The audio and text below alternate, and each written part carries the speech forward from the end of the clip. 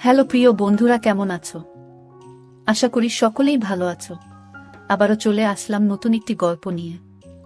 গল্পটি শেষ পর্যন্ত শুনলে তোমাদের দাঁড়িয়ে যাবে। ভার্সিটি লাইফের শুরু থেকে অনেক বছর ধরে গ্রামে যাওয়া হয়নি। এর মধ্যে পড়াশোনা শেষ করে 2-4টি চাকরি পাল্টেছি।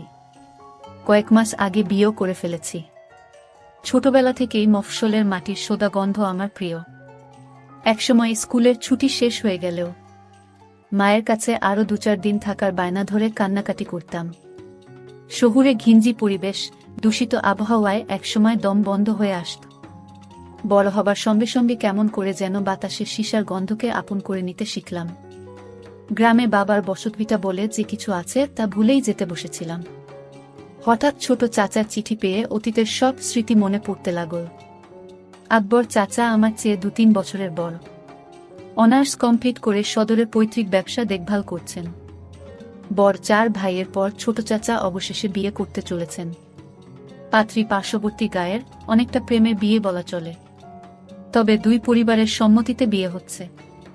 এমনিতে গায়ে যাবার কোনো ইচ্ছে আমার ছিল না। তবে আমাদের দুজনেরই লম্বা একটা ছুটি রয়েছে সামনে। ছুটিতে এদিক ওদিক যাবার প্ল্যান করছিলাম কিছুদিন ধরে। সাদিয়া যেহেতু আমাদের গ্রামের বাড়িতে কখনো যায়নি, ভাবলাম এই সুযোগে দুজনে ঘুরে আসুক ছোটবেলার আবেগের স্থানগুলো থেকে। বাধাছাদা করে বিয়ের 4 দিন আগে এসি বাসে করে রওনা দিলাম। পরন্তু বিকেলে বাস থেকে নামতেই মফস্বল শহরের পোড়া তেল ও মাটির গন্ধ নাকে এসে ধাক্কা দিল। রিকশা করে 8 ঘন্টা পর বাড়ির উঠোনে এসে নামলাম। আকবর চাচা নতুন ঘরের বারান্দায় বসে কয়েকটা লোকের সঙ্গে আল্পচারিতায় মগ্ন ছিলেন। রিকশার টুংটাং বেলের শব্দ শুনে আমাদের দেখে হৈ হৈ করে এগিয়ে এলেন। ছোট বড় চাচার ভাই বোন, চাচা চাচিরা এসে ঘরে ভিড় করতে লাগলেন।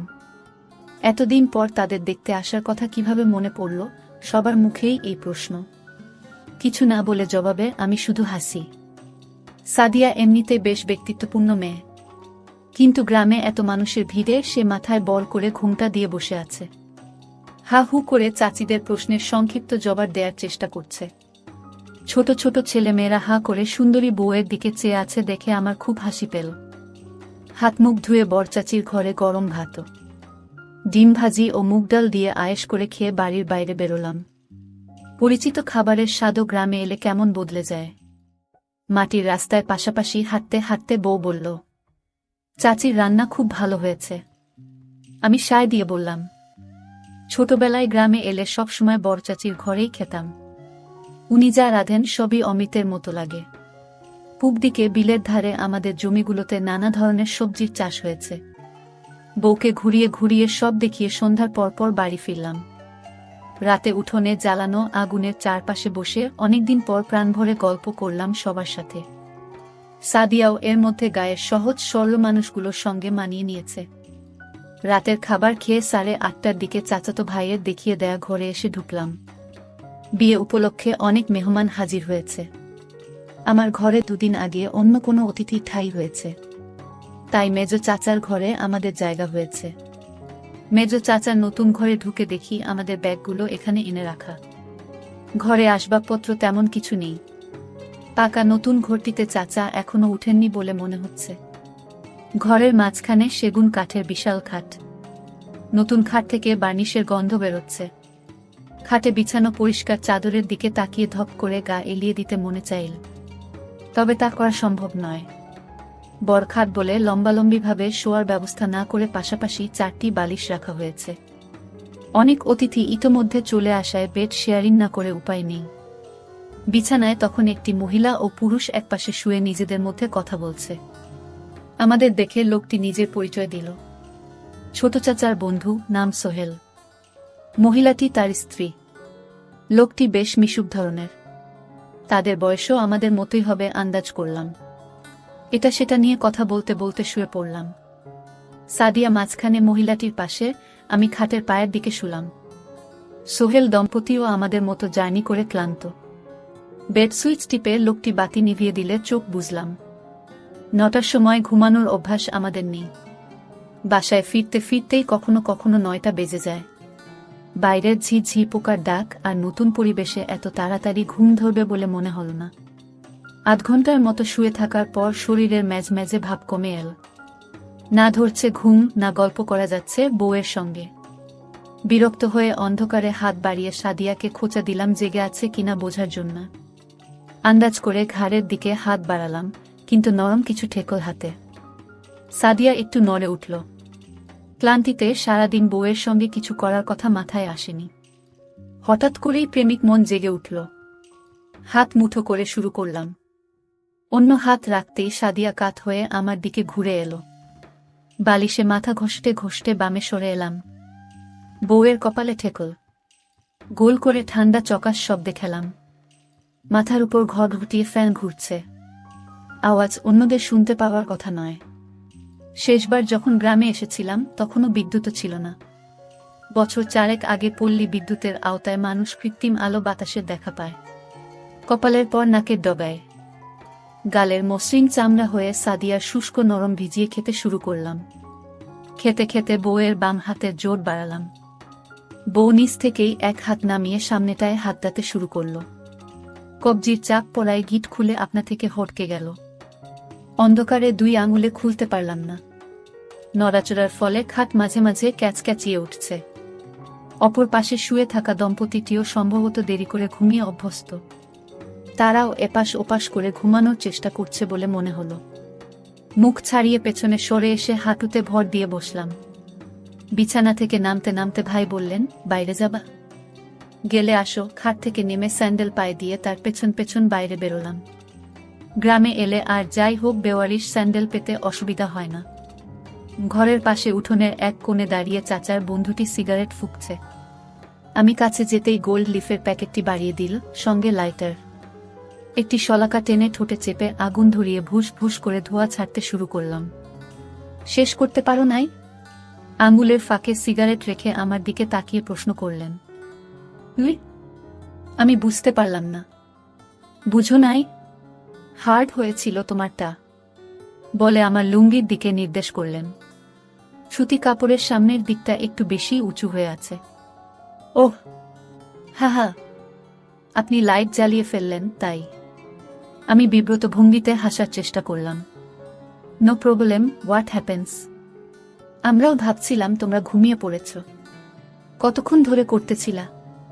এই তো কয়েক মিনিট। হাত দিয়ে অবাধ্য শাবল চেপে ধরতে ধরতে বললাম। উনি সেটি লক্ষ্য করলেন। চাপ লাগতেছে? আমি বউকে নিয়ে বাইরে দাঁড়াই, তোমরা শেষ করে আস। আরে না না, সমস্যা নাই ভাই। ভাইয়ের অতি উৎসাহ দেখে ভিড়মি খেলাম। আচ্ছা, সারা রাত তো বাকি আছে। হে হে, বলেই বাম হাতে লুঙ্গির উপর দিয়ে নিজের শাবলটা কচলাতে শুরু করলেন। ফ্রেশ হয়ে আসা দরকার, বলে পশ্চিম দিকের অন্ধকারে হারিয়ে গেলেন। শুধু সিগারেটের আগুনের ছোট্ট বিন্দুটি চোখে পড়ছে। সোহেল ভাই ফিরে আসার পর অনেকক্ষণ ধরে আধো অন্ধকার উঠোনে দাঁড়িয়ে আলাপ চল। উনি চট্টগ্রামে একটি বহুজাতিক কোম্পানিতে চাকরি করেন। আকবর চাচা চট্টগ্রাম বিশ্ববিদ্যালয়ে পড়ালেখা করার সময় তার সাথে পরিচয় হয়। বাবা মা ঢাকায় থাকেন, উনি পড়াশোনা শেষ করে চট্টগ্রামেই চাকরি নিয়েছেন। আমাদের মতোই 6-7 মাস আগে বিয়ে করেছেন। তবে আমাদেরটি প্রেমের বিয়ে হলেও তাদেরটি পারিবারিকভাবে হয়েছে। সোহেল ভাই আমাদের চেয়ে কয়েক বছরের বড়, তবে উনার স্ত্রী আমার চেয়ে বয়সে ছোট। কথা বলতে বলতে দুজন বেশ সহজ হয়ে এলাম। কেউই কিছুক্ষণ আগে বিব্রতকর পরিস্থিতির কথা আর তুললাম না। সিগারেট শেষ করে বাথরুম হয়ে কলের ঠান্ডা পানিতে হাত মুখ ধুয়ে নিলাম। সোহেল ভাই বললেন, ওরা হয়তো লজ্জা পেয়ে আসছে না। আমার হাতে সিগারেটের প্যাকেট আর লাইটার দিয়ে ভেতরে গিয়ে নিজের স্ত্রী আর সাদিয়াকে ডেকে নিয়ে এলেন। বিরাট উঠানের চারপাশে সব চাচাদের আলাদা আলাদা ঘর। বাড়ির পশ্চিম কোণে বাঁশবাগানের পাশে পাকা বাথরুম এবং চাপকল। সাদিয়া এবং ভাবি মাথায় কাপড় দিয়ে আমাদের দিকে না তাকিয়ে সেদিকে চলে গেল ফ্রেশ হতে। ওরা ঘরে ঢুকে গেলে আমরাও ভেতরে এসে দরজা দিলাম। ক্লান্তিকর দিনের শেষে ভালোবাসায় সিক্ত তরল নিঃসরণ করতে না পেরে অতৃপ্তি নিয়ে ঘুমালাম। তাড়াতাড়ি ঘুমানোর পরও সকাল 8টায় ঘুম ভাঙল। জেগে উঠে দেখি সোহেল ভাই বা ভাবি কেউ বিছানায় নেই। সাদিয়া ঘরের এক কোণে রাখা ড্রেসিং টেবিলের সামনে বসে চুল ঠিক করছে। রাতের বিব্রত ভাব উবে গিয়ে খুশি খুশি ভাব দেখা দিয়েছে মুখ জুড়ে।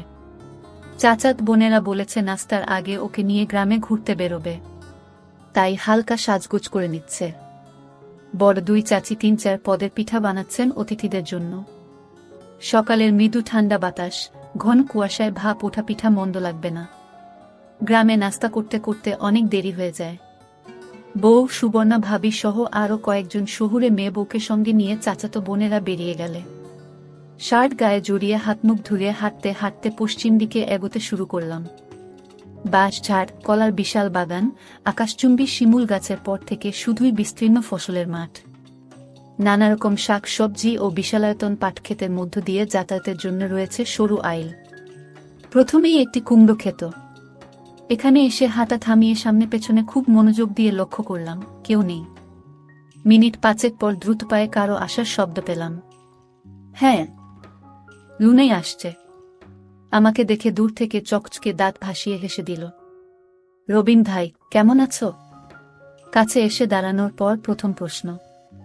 আমি ইতিবাচক জবাব দিয়ে কুশল বিনিময় সমাপ্ত করলাম। ছোটবেলায় লুনাকে শেষবার দেখেছি। কয়েক বছরে গায়ে গতরে অনকে বেড়ে উঠেছে। সাদা লোকাট কামিজে বেগুনি পলকা ডট ডিজাইন, ওপর থেকে সরিয়ে গলায় পেঁচিয়ে নীল। আমাদের বাড়ির কয়েক বাড়ি পরের এক চাচার মেয়ে লুনা। ফর্সা হাসি খুশি মেয়েটি মায়ের মতোই উচ্চতায় খাটো। পড়ালেখার কথা জিজ্ঞেস করায় বলল, আগামীবার এইচএসসি দেবে। 1 মাস পর টেস্ট পরীক্ষা। কথা বলতে বলতে লুনা আইল ধরে সামনে এগিয়ে চলল, আমি পেছন পেছন। সোহাগ কোথায় তা জিজ্ঞেস করায় বলল সে জানে না।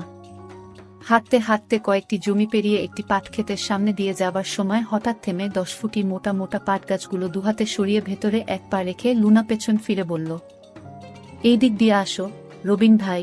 চারদিকে আরও একবার তাকিয়ে দুরু দুরু বুকে লুনার পেছন পেছন পাট সরিয়ে ভেতরে ঢুকে পড়লাম। 4-5 কদম যেতেই দেখা গেল পাট কেটে সরু পথ তৈরি করা আছে। হাঁটতে হাঁটতে ক্ষেতের মাঝখানে পৌঁছে দেখি বেশ খানিকটা পরিষ্কার জায়গা। আশেপাশে লম্বা পাট খোলা জায়গার উপর ঢলে পড়ায় সরু গলি বা চট বিছানো। এই জায়গাটুকু উঁচু কোনো স্থান থেকেও কারো নজরে পড়ার কথা নয়। স্যান্ডেল খুলে লম্বা করে পাতা চটের উপর দাঁড়িয়ে তার উপর ফেলে দিল লুনা। আমার তাড়াহুড়ো দেখে লুনা খিলখিলিয়ে হেসে ফেলল। আমি যে খুব একটা পাগল মানুষ তা নয়, কিন্তু গ্রামে এলেই পুরানো বন্ধুবান্ধবদের সঙ্গে দেখা হয়ে যায়। কাল রাতে সোহাগের সঙ্গে দেখা হলো কয়েক বছর পর। দেখা হবার পর থেকেই মেয়ে মানুষ নিয়ে রসালো সব গল্প করতে শুরু করল। গ্রামে সবসময় 2-4টে মেয়ে থাকে যারা একটু সাহসী হয়। পটিয়ে ফেলতে পারলে এদের নিয়ে মন ভরে। শহুরে কোনো ব্যান আমি গ্রীষ্মের ছুটি পেলেই গ্রামে চলে আসতাম। সারাদিন বনে বাদারে ঘোরাঘুরি, কাঁচা পাকা নানান জাতের ফল খাওয়া আর কাছের দূরের চাচাত ভাই বন্ধুদের সঙ্গে ঘুরে বেড়ানোই ছিল কাজ। কাঠফাটা গরমে বাড়ির পুকপাশে নদীতে ছেলেরা সাঁতরে বেড়ায়। আমি পাড়ে বসে মগ দিয়ে পানি ঢেলে গোসল করি। সেবার সাঁতার শিখব বলে জেদ চেপে গেল। জিন্স প্যান্ট আর গেঞ্জি গায়ে পানিতে নেমেই হাবুডুবু খেলাম। বন্ধুরা বলল এরকম ভারী কাপড় চোপড় নিয়ে সাঁতার কাটা যাবে না, এসব খুলে পানিতে নামতে হবে। ছেলেরা সবাই লুঙ্গি গুটিয়ে কাঁচা বেঁধে সাঁতার কাটে। লুঙ্গি পরার অভ্যাস আমার ছিল না। শহরে বড় হওয়ায় ছোটবেলায়ও কারো সামনে উন্মুক্ত হতে পারতাম না। সেদিন দেখা গেল জিন্স না খুলে সাঁতার কাটা সম্ভব হবে না। জেদ চেপে যাওয়ায় গেঞ্জি প্যান্ট খুলে নদীতে ঝাঁপিয়ে পড়লাম। নাকানি চুবানি খেতে খেতে প্রথম দিনই পানিতে ভেসে থাকার কৌশল অনেকটা আয়ত্ত করে ফেললাম। পাড়ে এসে উঠার পর পর ঘাটে দাঁড়ানো কিশোরী মেয়েরা আমাকে দেখে মুখ টিপে হাসতে শুরু করল। এত বছরে আমাকে কাপড় ছাড়া গোসল করতে দেখেনি কেউ। আজ সাঁতার কাটার লোভে দিগম্বর হয়েছি বলে বয়স্ক চাচিরাও কৌতুকপূর্ণ চোখে তাকান। কাপড় পরে বাড়িতে ফিরে আসার পর দুপুরে ভাত খেতে খেতে মেয়েদের হাসাহাসির কারণ বুঝতে পেরে নিজেকে আস্ত গাধা বলে মনে হলো। 2-1 বছর আগেও আমার বয়সী ছেলেপেলেরা গায়ে পানিতে ঝাঁপাত। আগমনের পর সবাই কাঁচা বাঁধা শুরু করেছে। আমি সেটি খেয়াল না করে লোমে ঘেরা চিমসানো মেয়েদের সামনে পড়ায় তারা এভাবে হেসেছে। খাওয়া দাওয়া যেমনই বর চাচির ঘরে করতাম। রাতে ঘুমানোর বেলায়ও এঘর ওঘরে বন্ধুদের সঙ্গে থাকতাম। সেদিন রাতে বিছানায় শুয়ে 4 জন গল্প করছি। কথায় কথায় সোহাগ সাঁতারের কথা তুলল। বলল, কালো আমার উন্মুক্ত হয়ে পানিতে নামা উচিত। এ কথা বলার কারণ হলো আবারও মেয়েদের সামনে আমাকে হাসির পাত্র হতে দেখা। আমি প্রতিবাদ করে বললাম, বাচ্চা থেকে বুড়ি সবাই যেভাবে আমার দিকে তাকাল, তাতে আর কখনোই প্যান্ট ছাড়া তাদের সামনে পড়তে চায় না। খোকন নামের ছেলেটি বিছানার অন্য পাশ থেকে বলল, আমার দেখে মেয়েরা হেসেছে। খোকনের কথার পিঠে সোহাগ জিজ্ঞেস করল, আমারটা দাঁড়ায় কিনা। ইতস্তত করে বললাম, মেয়েদের নিয়ে চিন্তাভাবনা করলে লম্বা আর শক্ত হয়। খোকন জানতে চাইল আমি কাজ শুরু করেছি কিনা। প্রথমে ওসব ব্যাপারে কথা বলতে চাইছিলাম না, কিন্তু ওদের জোড়াজুড়িতে মাঝে মাঝে হাতের কাজ করার কথা বললাম। হাতের কাজ শেষ হলে যে অস্বাভাবিক আনন্দ দেহ ঠান্ডা করে দেয় এ ব্যাপারেও বললাম। খোকন জিজ্ঞেস করল, পক্ষী দাঁড়ালে এটি দিয়ে কিভাবে মেয়েদের সঙ্গে ধুপুর ধাপুর করতে হয় তা জানা আছে কিনা। আঞ্চলিক নামের ব্যাপারে পূর্বে কোনো ধারণা ছিল না, তবে ইচটে পাকা বন্ধুর বাসায় ভিসিআরে ভিডিও দেখে ভালো ধারণা অর্জন করেছিলাম। বন্ধুটি বাবার মুভি কালেকশনের মাঝে কতগুলো ওই টেপ পেয়ে যায় এবং ঘনিষ্ঠ 2-3 জনকে দেখার সুযোগ দেয়। খোকনকে বললাম, ধুপুর ধাপুর করার পদ্ধতি জানা থাকলেও কখনো করার সুযোগ হয়নি। শুনে ওরা অন্ধকারে কিছুক্ষণ মুখ চাওয়াচাওয়ি করল। খোকন বলে উঠল, কাইলকা দুপুরে আমাগো লগে আইবা গোছর কইরা, তোমারে মজার জিনিস দেহামু। আপনির বউ কই রবিন ভাই? শক্ত কাপড়ের প্রশ্ন শুনে কল্পনা থেকে বাস্তবে ফিরে এলাম। বাড়ির মেয়েদের সাথে ঘুরতে গেছে মনে হয় বলতে বলতে টেনে তুলতে শুরু করলাম। লুনা হাত উঁচু করে তুলে ধরে সাহায্য করল। আপনের বউ নাকি খুব সুন্দর, আমারে দেখাইবেন না? ডান হাত পেছনে এনে দিয়ে লুনা জিজ্ঞেস করল, আজকা আইসা পইডো বিকাল কইরা, আলাপ করাইয়া দিমু? কাপা ধরা গলায় জবাব দিলাম।